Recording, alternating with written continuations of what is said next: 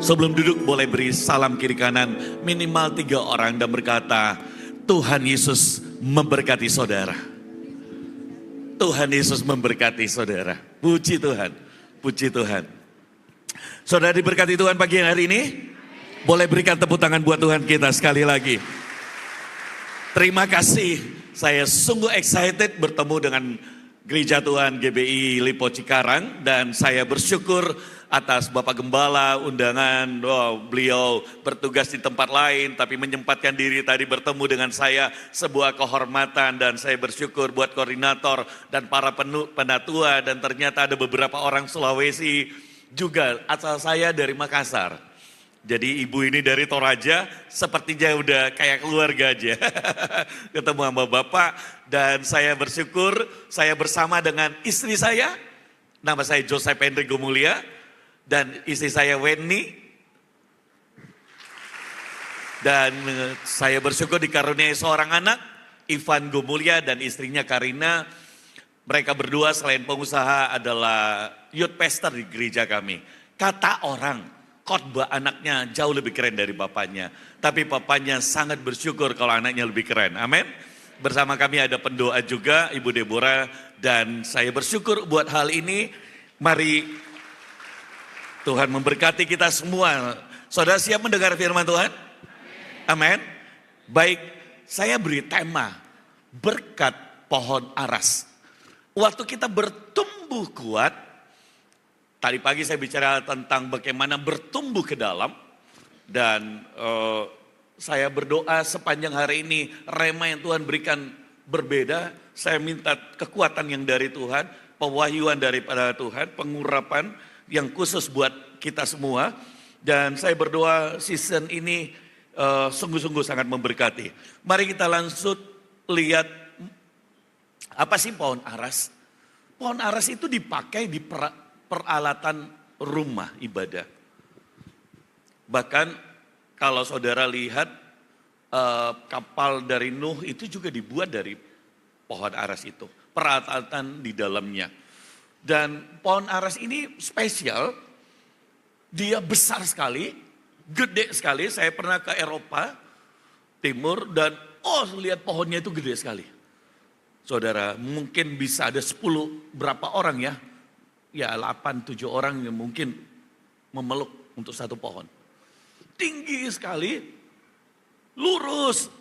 Kalau kita lihat pohon yang lain bengkok-bengkok, dia lurus sekali. Akarnya begitu kokoh dan dia melindungi banyak pohon yang lain. Dan firman Tuhan berkata, Mazmur 92 ayat 13 sampai dengan ayat yang ke-15, firman Tuhan berkata, orang benar akan bertunas seperti pohon korma dan akan tumbuh subur seperti pohon aras di Libanon. Katakan tumbuh subur.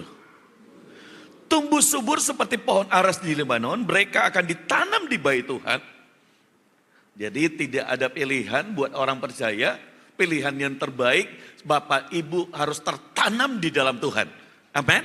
Dan gereja adalah wadah yang Tuhan pakai untuk kita tertanam. Amin. Bertumbuh bersama-sama. Tertanam di bait Tuhan dan akan bertunas di pelataran Allah kita. Saudara tertanam di dalam Tuhan, saudara jadi berkat di pelataran. Saudara jadi berkat buat di luar sana, buat di keluarga saudara, buat di pekerjaan saudara, di bisnis saudara, di studi saudara. Saudara jadi berkat di sana. Dan pada saat masa tua pun masih berbuah. Orang sulit untuk berbuah pada masa tua. Tapi Abraham semakin tua dia semakin kaya. Semakin tua dia semakin jadi berkat. Mengapa?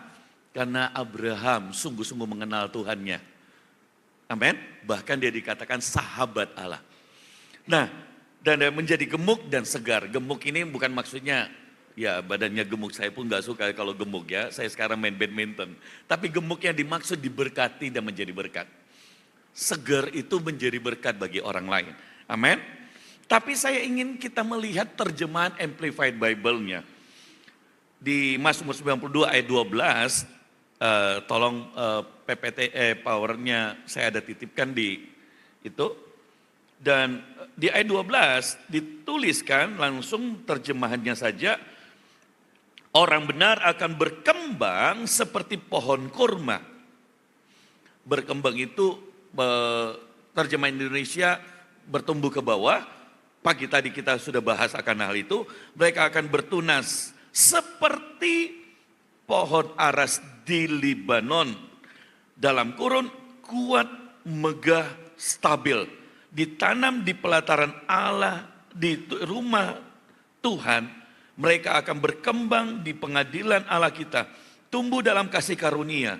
Mereka masih akan tumbuh subur dan menghasilkan buah dan makmur di usia tua. Mereka akan berkembang dan menjadi vital dan segar, kaya akan kepercayaan, cinta dan kepuasan. Saya ingin menjelaskan kenapa kita kadang-kadang perlu ada terjemahan yang lain.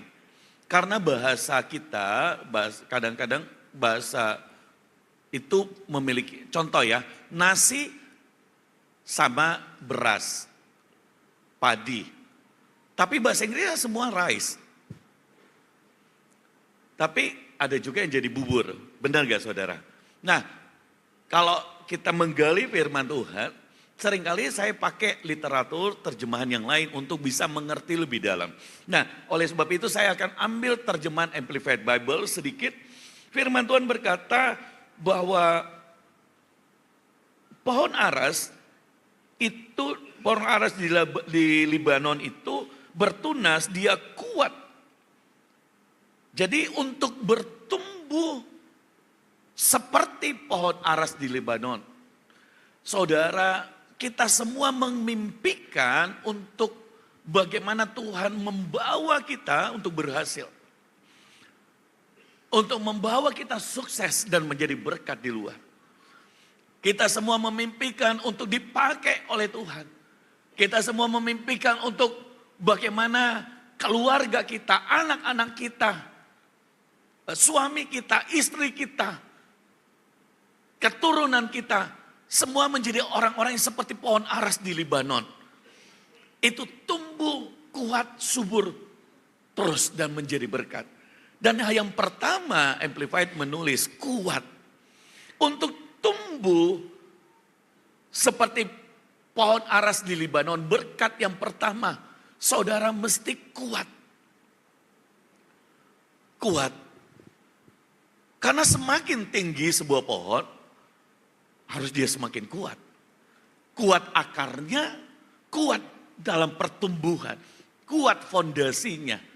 Kalau di ayat sebelumnya dikatakan, pohon korma itu dia bertunas ke bawah, bertumbuh sampai ke sumber airnya. Bertumbuh ke bawah. Nah, pohon aras ini dia bertumbuh ke atas selain ke bawah, begitu kokoh. Tapi tahukah saudara bahwa pohon aras itu punya kedalaman akarnya. Sangat dalam. Sehingga dia tumbuh di tempat-tempat ekstrim. Dia tidak tumbuh di tempat yang biasa. Kalau situasi saudara yang saudara alami kadang-kadang ekstrim. Kok orang lain gak ngalami ini? Pencobaannya tidak alami seperti ini. Kok masalahnya gak seperti saya? Tuhan mau saudara kuat. Amin. Sebab waktu saudara kuat, engkau bertumbuh lebih kokoh di dalam Tuhan. Amin. Seseorang yang akan dipercayakan hal yang besar, mau tidak mau saudara di dalammu mesti kuat. Kokoh, tidak mudah goyah kepercayaannya, imannya, pengiringannya dengan Tuhan. Itu maksud Tuhan.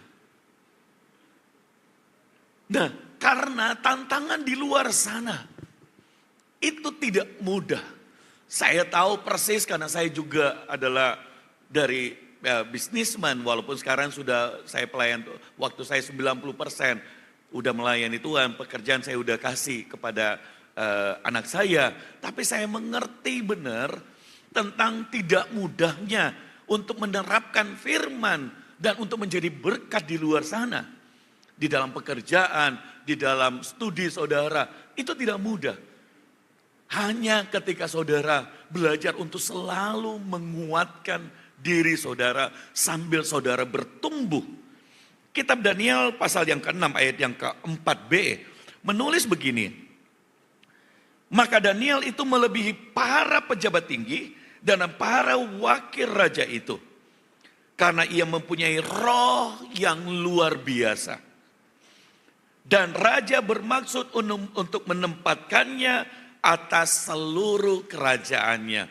Daniel itu lahir, dia ditempatkan di dalam situasi kerajaan yang dimana mereka tidak mengenal Tuhan yang hidup. Mungkin saudara ada di dalam situasi yang orang tidak kenal siapa Yesus. Tetapi kesaksian yang luar biasa adalah waktu engkau punya roh yang luar biasa, roh yang berbeda, karakter yang berbeda, sehingga saudara orang mengenal Tuhan. Ini loh benar, Tuhan yang hidup. Perilaku kita, roh kita itu harus nampak dalam karakter kita.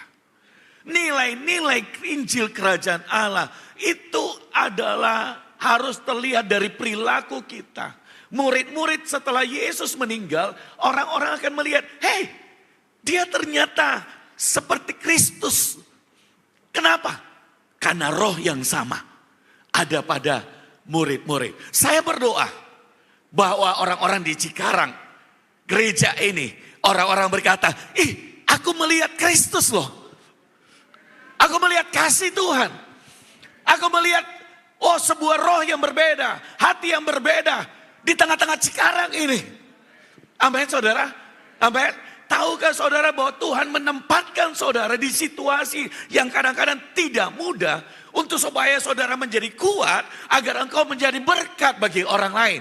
Ingatlah selalu bahwa di tetanggamu ada orang lain, di depanmu ada orang lain, di belakangmu ada orang lain. Janganlah bertengkar di dalam keluarga karena ada dinding yang mendengar. Engkau dan saya harus menjadi berkat di tengah-tengah bangsa ini. Amin. Saudara mesti kuat ketika menghadapi tantangan. Saudara mesti kuat di tengah-tengah kau bertumbuh di dalam Tuhan. Saudara mesti kuatkan diri. Bahkan Daud berkata dia menguatkan kepercayaannya ketika keluarganya diambil oleh musuh. Dia diancam seluruh tentara, dia mengalami tekanan demikian rupa. Dia menguatkan kepercayaannya. Bahkan Daniel ketika dia mengalami roh yang luar biasa. Dia dibuang saudara di gua singa. Tapi orang-orang melihat dia punya roh yang luar biasa. Sehingga singa itu terkatup mulutnya. Mari percaya satu hal. Tuhan yang sama. Tuhannya Daniel, Tuhannya Paulus, Tuhannya Raja Daud, Tuhannya murid-murid Kristus, Tuhan yang sama dan roh yang sama ada pada saya, ada pada saudara, ada pada saudara, ada pada saudara, ada pada saudara, ada pada kita semua. Jangan pernah melihat dirimu kecil dan kau berkata, Tuhan, saya gagal. Saudara, tidak ada orang yang berhasil tanpa pernah gagal. Setiap orang yang berhasil pernah gagal. Saya pernah mengalami di titik itu. Tadi pagi saya menyaksikan di tahun 2000 di mana saya nol bahkan minus. Dari punya beberapa rumah, terus beberapa mobil ekspor terbanyak di kota Makassar. Terus kami sewa beberapa pabrik yang lain, kerja 24 jam. Saudara, tapi kemudian mengalami krisis tiba-tiba. Dan ada satu hal yang Tuhan beritahu ke saya di hati saya. Nak, aku ingin hatimu. Papa saya gembala. Saya pikir saya cukup memberi perpuluhan, membangun gereja, memberi persembahan. Tapi hati saya tidak ke Tuhan. Saya sibuk dengan kerjaan. Sampai dengan diizinkan Tuhan diambil semuanya. Kemudian saya kaget. Saya berdoa dan Tuhan berkata, aku bukan mau uangmu. Uangmu di kerajaan surga emas itu di lantai. Nak. Tidak ada artinya. Tapi yang aku mau adalah hidupmu. Dan waktu kau memberikan hidupmu, uangmu pasti kau akan berikan. Tapi orang memberikan uangnya belum tentu berikan hidupnya. Saudara mengerti ya kan Nelly? Amin? Amin? Ada orang tua berkata, saya kerja keras. saya berikan uang, dan dia pikir dia akan mengasihi anaknya, istrinya dengan uang. Anaknya inginkan yang lain. Bukan uang saja, tapi kasih. Istrinya inginkan yang lain. Sebenarnya apa? Kasih. Kalaupun memberkati itu bagian dari kasih. Nah, jadi yang pertama pastikan kau punya roh yang luar biasa. Amin. Amin. Di dalam keadaan saudara bertumbuh, harus bertumbuh ke arah Tuhan. Semakin saudara dipercayakan sesuatu, bertumbuhlah semakin sungguh-sungguh dengan Tuhan. Sebab saudara harus makin kuat karena tantangannya semakin besar juga. Amin. Di dalam pekerjaanmu, di dalam segala sesuatu, saudara harus makin kuat. Daniel itu melebihi pejabat-pejabat yang lain.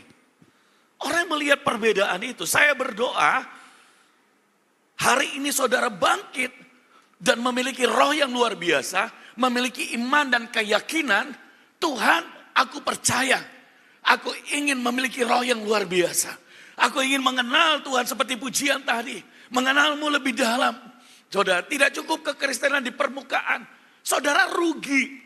Harta yang terindah sebagai orang Kristen adalah apa? Mengenal Tuhan. Paulus berkata yang ku kehendaki, Filipi 3:10, adalah mengenal akan dia dan kuasa kebangkitannya. Jadi poin yang pertama, berkat pohon aras. Pohon aras itu kuat. Amin. Rohmu stabil. Berbeda dengan orang lain. Kuatkan. Terus, apakah Pastor Joseph Hendrik sudah kuat? Tidak, saya masih terus. Belum cukup. Kenapa? Karena saya menyadari makin lama tantangan juga makin besar. Tanggungan yang kita tanggung sebagai hamba Tuhan bukan hanya diri kita, tapi keluarga, keturunan, bahkan banyak jemaat, banyak gereja. Mereka perlu nasihat, mereka perlu hikmat yang dari Tuhan. Mereka perlu jawaban, mereka perlu ditopang. Kalau kita nggak kuat, bagaimana kita bisa menguatkan orang lain? Bagaimana kita bisa menopang orang lain? Amin, saudara. Demikian Bapak Ibu Saudara sekalian, ketika saudara ingin diberkati, kuatkan di dalammu sini. Fondasinya harus takut akan Tuhan. Fondasinya harus mengenal akan Tuhan. Istri saya selalu bicara kepada orang-orang dan dia berkata gini, mau diberkati Tuhan. Tidak ada ayatnya berkata, orang percaya diberkati Tuhan. Tidak ada. Tapi ayatnya berkata begini, diberkatilah orang yang takut akan Tuhan. Mengandalkan Tuhan. Wah, saudara mulai melek nih. Wah. Karena ada banyak orang ditipu oleh iblis. Kan saya orang Kristen. Tapi hidupnya masih seperti orang dunia. Dan dia mengklaim, Tuhan aku ingin. Bukankah ini kasih karunia Tuhan, aku ingin diberkati. Saudara, kalau kau saudara terima kasih karunia, saudara pasti membenci dosa. Saudara pasti meninggalkan dosa. Dan takutlah akan Tuhan. Engkau diberkati oleh Tuhan dan menjadi berkat. Itu pasti. Sesimpel itu. Karena di dalam takut akan Tuhan ada pagar, di dalam takut akan Tuhan ada hikmat, di dalam takut akan Tuhan ada favor Tuhan, di dalam takut akan Tuhan ada kuasa, di dalam takut akan Tuhan ada banyak segala sesuatu. Saudara, jadi takut akan Tuhan itu dasar di mana saudara mulai dituntut oleh Tuhan. Saudara, Tuhan kita itu bukan Tuhan yang tanpa relate dengan hidup kita. Dia seperti, kuasa jahat. Saudara, tidak. Oh yang kita mau begini kalau dia beri. Tidak, dia ingin memakai saudara. Dia ingin terhubung dengan saudara. Saudara menjadi alatnya. Dia menuntutmu. Sehingga orang-orang melihat, ini loh ada roh yang luar biasa. Dia berbeda dengan orang lain. Mari rubah saudara. Takutlah akan Tuhan. Dan kemudian kau akan bertumbuh kuat di dalam Tuhan. Yang kedua, berkat yang kedua adalah tinggi lurus. Tinggi lurus, saudara. Dan 1 Tawarik 28 ayat 9. Dan engkau anakku Salomo, kenallah Allah ayahmu dan beribadalah kepadanya dengan tulus ikhlas dan dengan rela hati. Sebab Tuhan menjelidiki segala hati dan mengerti segala niat dan cita-cita. Jika engkau mencari dia, maka ia akan berkenan ditemui olehmu. Dan jika engkau meninggalkan dia, maka ia akan membuang engkau untuk selama-lamanya. Tuhan bicara kepada Salomo, memperingatkan Salomo bahwa kalau kau meninggalkan Tuhan, Tuhan akan meninggalkanmu. Dan oleh sebab itu pentingnya untuk Salomo dia berkata, engkau anakku kenalilah Allah ayahmu. Waktu saudara bertumbuh lurus, kenalilah Allah ayahmu. Saudara, kenal itu bukan seperti kita kenal Jokowi, dari TV. Kenal itu punya hubungan dekat. Pak, bagaimana caranya? Ada dua hal. Pertama lewat firman-Nya. Makan dari firman. Beribadah sungguh-sungguh. Bergaul dengan saudara seiman. Yang kedua lewat doa. Alami Tuhan sendiri. Alami lawatannya. Alami tuntunan Tuhan. Ngalami kekuatan Tuhan. Worship, menyembah Tuhan.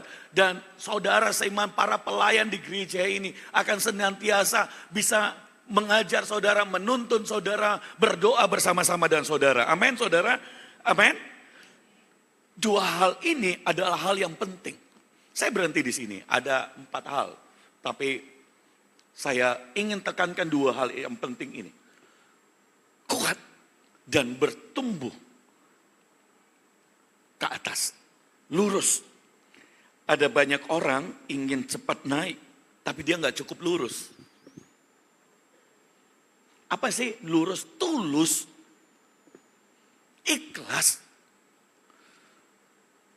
Di dalam dunia sekarang ini sulit untuk orang melihat orang itu lurus, tulus dengan Tuhan. Di gereja adalah mendidik kita semua di dalam firman, di dalam komunitas untuk kita melayani Tuhan dengan tulus. Ikhlas. Ada masalah? Ada. Di dalam rumah tangga ada. Tapi engkau harus menjadi tulus sebagai kepala keluarga. Bagi keluargamu. Sebagai ibu, engkau harus menjadi tulus di dalam mendidik anak-anakmu. Menjadi ibu rumah tangga buat suamimu. Saudara, apapun musim, suamimu tiba-tiba berubah, tuluslah. Karena apa? Karena ada tugas dari Tuhan. Menangkan suami saudara. Jangan berkata seperti ini. Wah, dia sudah berubah, kalau begitu kita cerai saja. Tidak saudara. Untuk orang menjadi berkat perlu tulus. Istri saya berdoa 11 tahun. Nangis. Banyak orang cemburu kepada istri saya. Karena istri saya nggak pernah kalau dia pengen belanja apa. Saya nggak pernah tanya. Semua keuangan dari kita pacaran, saya percayakan. Dia lebih jago pegang uang. Tapi saya pernah jauh dari Tuhan dan 11 tahun istri saya berdoa. Mungkin yang orang lain tidak lakukan, saya lakukan. Begitu menyakiti hatinya. Tapi saya punya seorang ibu dan istri yang berdoa. Andaikan dia menyerah, bagaimana hari ini bisa menjadi berkat keluarga kami. Mungkin anak saya jadi anak yang broken home, stres. Mungkin dia akan terhilang. Jangankan jadi youth pastor, mungkin dia akan hancur. Pikirkanlah yang jauh. Dan satu kali orang bertanya kepada istri saya bilang begini. Saya takut akan Tuhan. Yang kedua, saya ingin lihat anakku berhasil. Oleh sebab itu saya mesti berdoa dan memenangkan suamimu. Saya tidak tahu kenapa akan hal ini. Tapi saya rindu buat ibu-ibu. Kadang-kadang kita ingin menyerah. Tapi seorang suami yang sukses, ada seorang yang percaya kepada Tuhan yang bisa mengubah. Sehelai rambut pun dia tidak biarkan engkau jatuh. Apapun proses yang kau alami, mari kuat dan stabil bertumbuh lurus. Saya jemput kita bangkit berdiri. Kenanan pakaya syaka.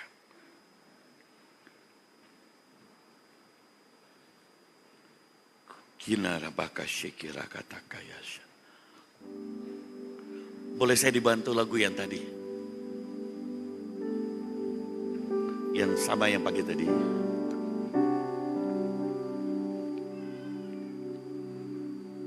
Ku kagum. Terima kasih.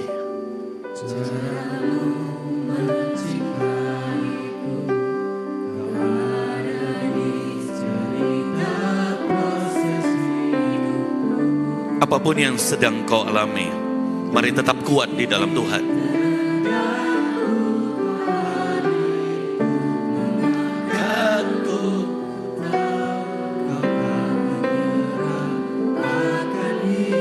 Saya minta istri saya untuk kami mau bergandeng tangan memberkati keluarga.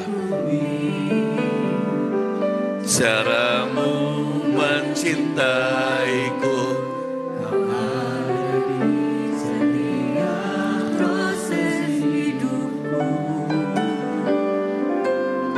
titik terendah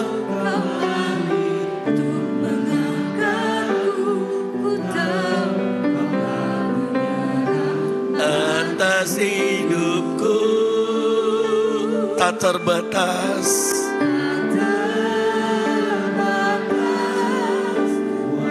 Thank you Lord. Mari rasakan kuasanya. Naikkan imanmu, mempercayai Tuhan sepenuhnya. Ku andalkan di setiap hidupku, tak terbatas. Kau yang mengalami pergumulan, angkat tanganmu saudara. Apapun itu, masalah ekonomi, masalah pekerjaan, masalah keuangan, keluarga. Kau yang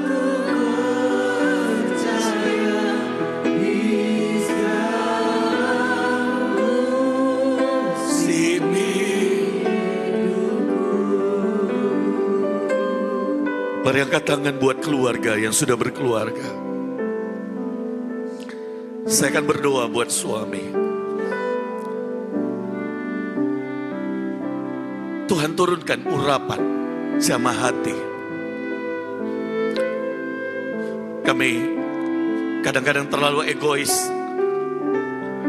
Kami terlalu keras dengan istri kami. Kami terlalu sombong untuk menerima masukan. Pulihkan hati kami Tuhan. Maafkan kami Tuhan. Berikan hati yang lembut, hati yang mengasihi.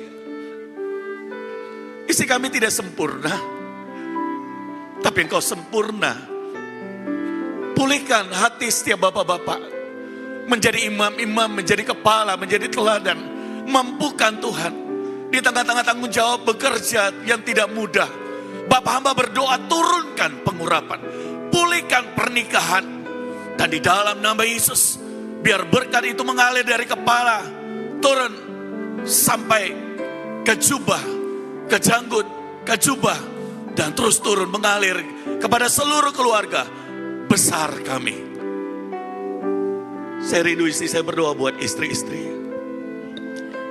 Mari setiap ibu-ibu istri, angkat tanganmu di hadapan Tuhan. Katakan, Tuhan, ampuni setiap kesalahan kami. Ketika kami seorang istri ingin menjadi kepala dan tidak tunduk kepada suami kami. Kami tahu Tuhan, bahwa Engkau Allah yang tidak terbatas untuk memulihkan setiap kami.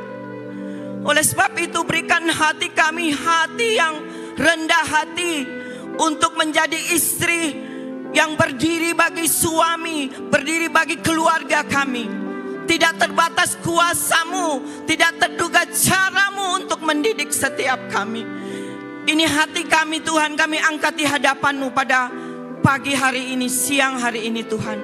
Ubahkan kami Tuhan, pulihkan hati kami.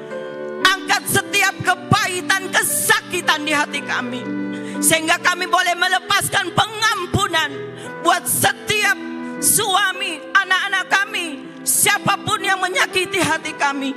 Karena kami tahu ketika kami melepaskan pengampunan, Engkau bekerja di hidup kami. Engkau memulihkan hidup kami. Berkati setiap ibu-ibu, istri-istri tempat ini, setiap perempuan-perempuan Tuhan. berkati hidup mereka.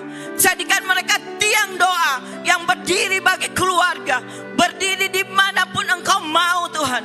Jadikan mereka tiang doa yang kuat di hadapan Tuhan, sehingga mereka boleh memenangkan suami, keluarga, dan banyak jiwa yang Tuhan percayakan. Terima kasih buat kesempatan siang hari ini Tuhan. Kami percaya mulai saat ini Engkau sedang bekerja memulihkan, menyembuhkan setiap hati-hati yang terluka.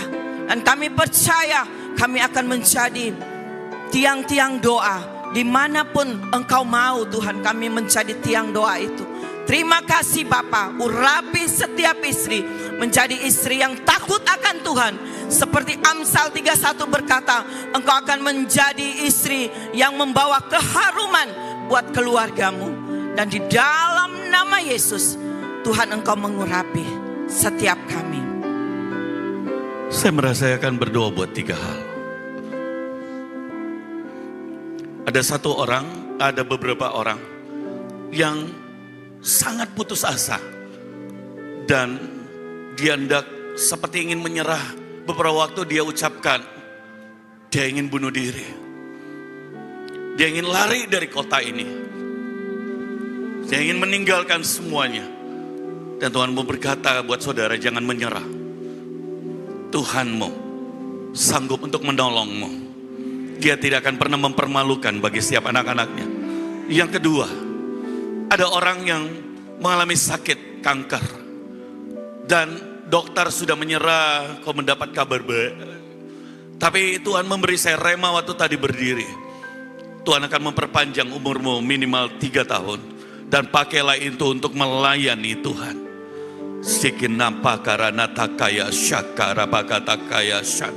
Ada orang yang sedang usahanya benar-benar sampai hancur.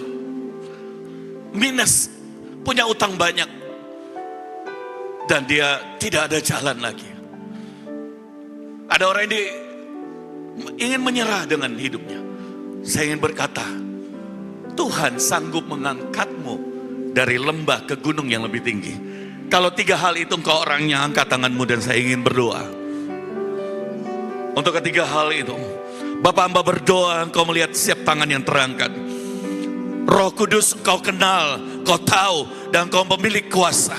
Dan di dalam nama Yesus, bangkitkan imannya, sembuhkan dari penyakit kankernya, dari segala penyakit. Dan di dalam nama Yesus, Tuhan engkau yang mengangkat dari lembah tidak berair. Dan kau kembalikan 7 kali lipat apa yang pernah hilang, seperti kata Sakaria. Dan di dalam nama Yesus, pulihkan, berkati, buat hidupnya menjadi berkat dan sungguh-sungguh kembali melayanimu. Dan di dalam nama Tuhan Yesus kami berdoa. Amin.